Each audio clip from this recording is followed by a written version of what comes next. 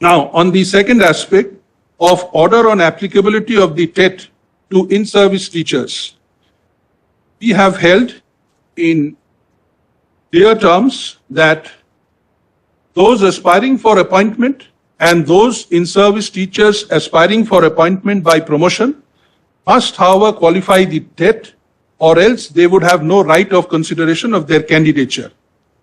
But at the same time, we have kept in view the ground realities and the practical challenges.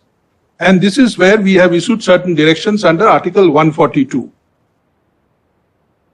There are in-service teachers who were recruited much prior to the advent of the RTE Act and who might have put in more than 2 or even 3 decades of service. They have been imparting education to their students to the best of their ability without any serious complaint. It is not that the students who have been imparted education by the non-TET qualified teachers have not shown in life. To dislodge such teachers from service on the ground that they have not qualified the TET would seem to be a bit harsh, although we are alive to the settled legal position that operation of a statute can never be seen as an evil. Bearing in mind their predicament, we invoke 142 and direct that those teachers who have less than 5 years service left as on date may continue in service till they attain the age of superannuation without qualifying the TET. However, we make it clear that if any such teacher having less than 5 years service left aspires for promotion, he will not be considered eligible without he having qualified the TET.